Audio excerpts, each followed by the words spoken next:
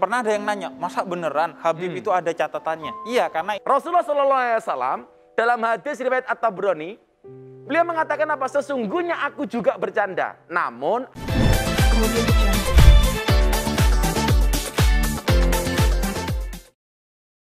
Nah, ngomongin tentang beragam metode dakwah, bintang tamu kita yang satu ini juga dikenal punya metode dakwah yang gak biasa nih. Bahkan lebih memilih mengaku sebagai pemuda tersesat untuk menyebarkan kebaikan. Ya. Pemuda tersesat untuk menyebarkan kebaikan. Bedanya kalau beliau ini imamnya pemuda tersesat.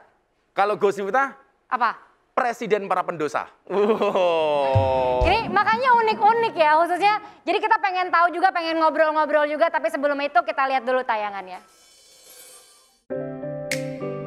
Habib Hussein Jafar Al-Hadar merupakan salah satu pendakwah yang belakangan ini tengah mencuri perhatian publik.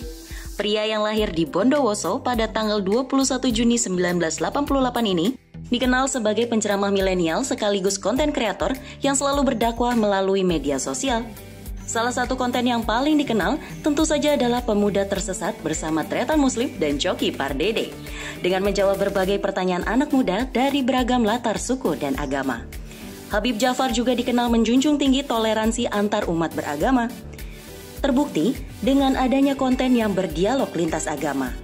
Tak hanya berdakwah, Habib Jafar juga berkarir sebagai seorang penulis yang sudah digelutinya sejak bangku kuliah. Dengan berbagai macam karya tulisan seperti Tuhan Ada di Hatimu. Yang menarik adalah Habib Jafar pernah menyelenggarakan acara dakwah bersama dengan komika di Jember pada akhir tahun 2019 lalu, di mana semua hasil penjualan tiket disumbangkan untuk membangun sekolah berkebutuhan khusus di Jember, Jawa Timur. Lantas ada cerita apa lagi di balik sosok Habib Jafar ini? Saksikan ngobrol bareng Gus Miftah malam ini. Nah, itu dia tadi profil singkat bintang Luar tamu kita biasa. malam ini. Langsung aja kita sambut. Ini dia Habib Hussein Jafar Al-Hadar.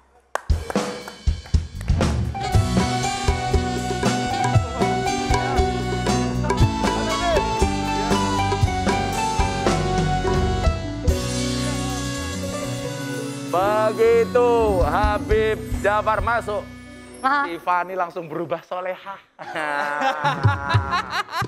Nah, ini belum ngomong loh, udah langsung solehah loh, luar biasa. Well, Fani emang udah soleh. Kenapa ngakak banget, Bib? Emang Fani udah soleh, cuma baru kali ini diunjukin. Biasanya Oh, gitu malu-malu. ya. Oh. Habib, ya sebagai orang awam nih kita pengen tahu sebenarnya apa sih perbedaan Habib gitu ya. Terus Ustadz, ada Syekh juga. Dan Gus ini apa ini? iya. Apa, gimana, Habib itu gimana? artinya beb sih. Beb, Beb. Beb. Iya. Beb. Bahasa Koreanya hyung lah. Yo. Yuk. Bener, Habib itu artinya kekasih. Oh beneran? Iya. Oh. Jadi Habib itu adalah orang yang dicintai lantaran dia mencintai orang lain. Itu Habib. Nah, dia itu biasanya secara formal adalah orang yang memiliki garis keturunan ke Nabi Muhammad dan memiliki ilmu serta tekun dalam dakwah. Itu Habib. Oke. Kemudian kalau Gus ya Gus Miftah, seorang yang berjalan di jalan dakwah dan memiliki garis keturunan dengan kiai atau dia seorang santri. Gus itu sebenarnya bagus. Bagus. Oh bagus.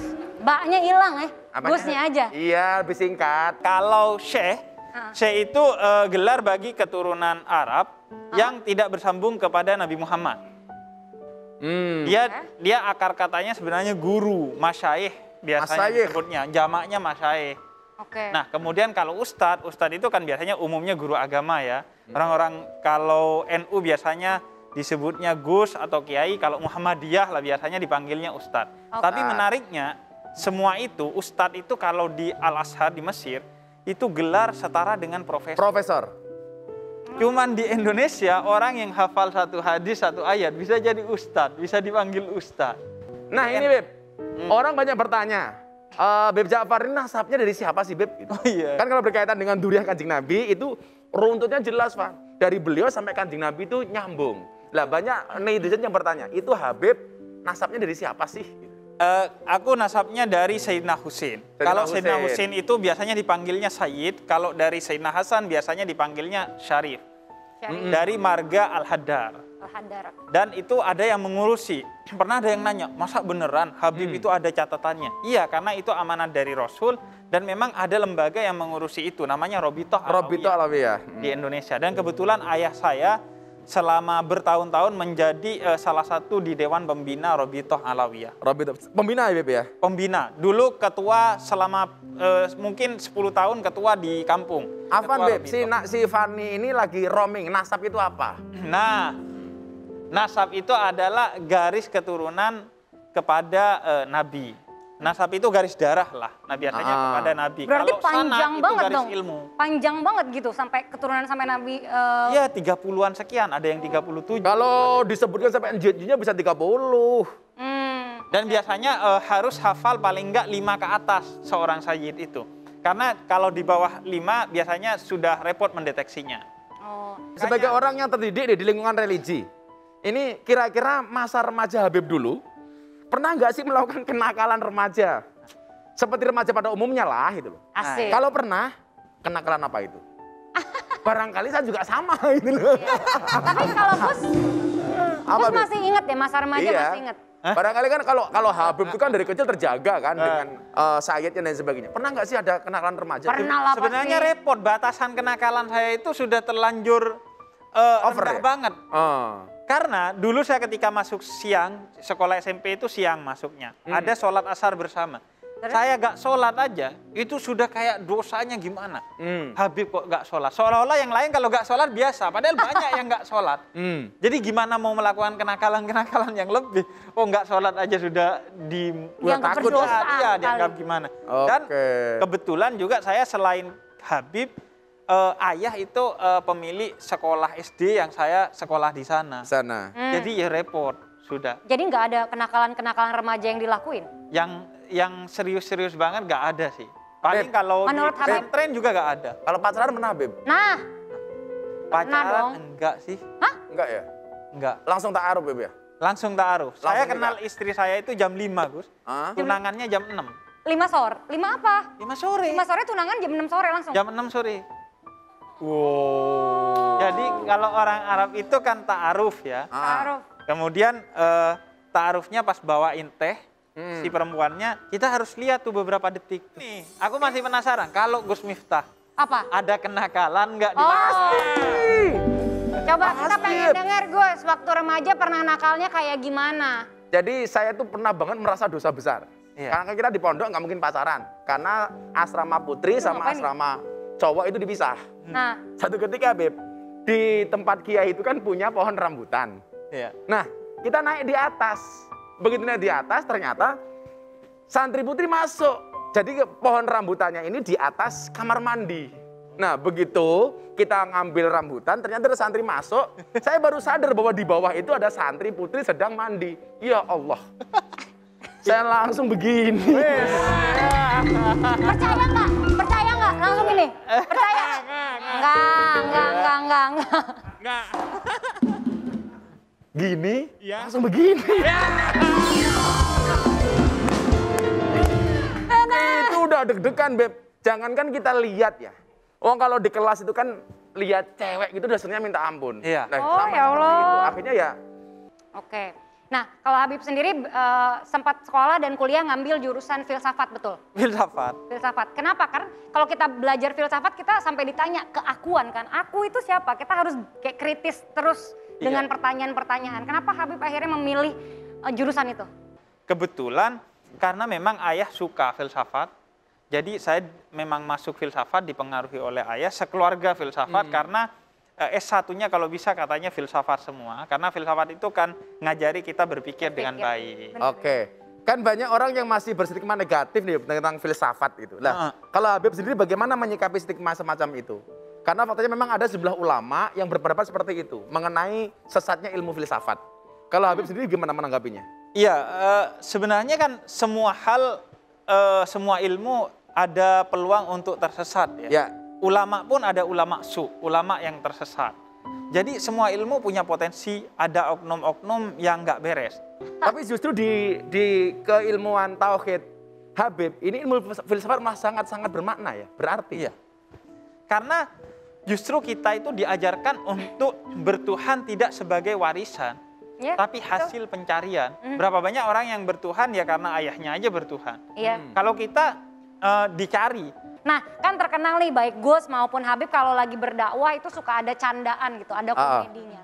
Adakah batasan-batasan dalam berkomedi pada saat berdakwah atau saat menyampaikan apapun itu mengenai agama? Rasulullah SAW dalam hadis riwayat At-Tabrani, beliau mengatakan apa? Sesungguhnya aku juga bercanda, namun aku tidak mengatakan kecuali yang benar. Jadi ya boleh-boleh saja, Pan. Tapi jangan bohong. Tadi Gus Miftah telah sampaikan batasan pertama nggak bohong. Kemudian yang kedua menurut saya yang penting, jangan mencandakan, jangan menertawakan sesuatu yang sifatnya merendahkan orang lain. Jangan tertawa di atas penderitaannya orang lain. Kalau tertawa sebagai medium dakwah menurut saya penting. Orang kadang nanya, Bib, agama kok dicandakan? Saya bukan mencandakan agama, saya mengagamakan canda justru. Apakah itu akhirnya jadi bikin konten tuh, pemuda tersesat? Nah, gara-gara itu juga sampai katanya sekarang jadi yayasan, bener nggak? Benar, jadi pemuda tersesat itu awalnya konten Ramadan 2 tahun yang lalu. Awalnya kita pengen bikin kayak kultum gitu. Tapi ternyata penontonnya kan udah gak suka ya, apalagi generasi muda. Nah akhirnya kita bikin yang namanya pemuda tersesat. Menjawab pertanyaan-pertanyaan tersesat yang mustahil ditanyakan di tempat-tempat yang religius. Ya, di masjid. Misalnya pertanyaannya, Bib, kalau dosa dan pahala 50-50, apakah kita akan extra time di dunia? Nah itu kan kalau ditanya di masjid bukan menyelesaikan masalah, nambah masalah baru. Tapi itu keresahan banyak orang, banyak anak muda. Karena itu kemudian dijawab di pemuda tersesat. Dan itu menurut saya pertanyaan yang bukan canda, karena itu dibahas secara khusus dalam suratul A'raf dalam Al-Quran. Artinya pertanyaan itu dia niatnya canda mungkin. Tapi ternyata timbul dari hati yang bersih, pikiran yang jernih. Kalaupun bercanda ya gak apa-apa, bercanda tiba-tiba beriman aja kamu. Masya Allah. Jadi gak ada masalah. Nah setelah itu kemudian muncul tuh orang-orang yang, wah ini kok begini ya model dakwahnya, biasa lah. Tetap kontroversi, biasa. Ya karena kan jalurnya nggak biasa dilihat sebelum-sebelumnya gitu kan. Betul. Ayah sebenarnya sangat senang, sangat mendukung, karena ini sebenarnya cita-cita ayah saya. Ketika kelas 1 SD, raport saya yang menuliskan kolom cita-citanya adalah ayah saya sendiri. Jadilah ulama yang intelektual. Artinya ulama yang bisa berbicara dengan semua kalangan. Mau itu kalangan intelektual, kalangan tradisional, kalangan artis atau siapapun. Jadi setiap hari itu kadang ada video saya di YouTube yang saya gak nonton, ayah saya yang ngirimi. Saking dia senangnya, bangganya. Dan bagi saya ya itu upah terbesar dari apa yang saya lakukan. Bukan yang lainnya, tapi itu. Karena saya selalu merasa bahwa semua ini karena ayah saya. Sehingga saya tidak pernah sekalipun mengoreksi orang yang memanggil saya sebagai Habib Ja'far. Ja'far itu nama ayah saya. Husein itu nama saya. Tapi saya nggak pernah menegur. Karena biarlah itu sebagai hal terkecil yang mungkin sebagai bentuk balas budi atau apresiasi saya kepada ayah saya. Jadi keterkenalannya nggak apa-apa, ayah saya yang terkenal. Yang penting amplopnya tetap ke saya. Kalau saya nggak penting amplop sih. Terus? Yang penting isinya. Sobat Kepo, tadi Gus Miftah pernah menyampaikan, khatibun nas biqadri uqulihim. Berbicara kepada manusia sesuai dengan kemampuan akalnya. Maka metodologi dakwah ternyata dari zaman ke zaman itu mengalami perubahan yang luar biasa. Mengalami perkembangan yang luar biasa. Di zaman kanjeng Nabi Muhammad SAW, beliau menggunakan dakwah bilisan. Bilisan. Bagaimana kemudian kekuatan retorika kanjeng Nabi mampu menaklukkan orang-orang jazirah Arab. Kemudian di zaman sahabat berkembang lagi dakwah dengan bil kolam. Mulai dibukukannya Al-Quran, Mushaf Al-Quran dan Al-Hadis. Kemudian di zaman Wali Songo kita mengenal bisakofah dengan menggunakan budaya. Maka muncullah lagu-lagu seperti Lir Ilir, Tombo Ati, Turi-Turi Putih dan lain sebagainya. Dan hari ini yang dilakukan oleh Bib Husein adalah bil medsos. Dakwah dengan menggunakan medsos. Bagaimana kemudian kita lihat, kawan-kawan kita polisi, tentara punya satu pistol. Barangkali satu pistol, satu peluru hanya bisa menembus satu kepala. Tapi dengan kekuatan medsos yang kemudian disampaikan seperti Bib Husein ini, subhanallah. Satu postingan mampu menjangkau dan menembak jutaan kepala. Maka saya sering mengatakan, Miftah itu tidak alim. Ya, saya tidak alim. Tapi saya punya prinsip. Dakwah itu tidak nunggu alim. Tapi berdakwalah sampai kamu menjadi alim. Kenapa dakwah itu berat? Iya, dakwah itu berat. Karena kalau ringan namanya dada saya.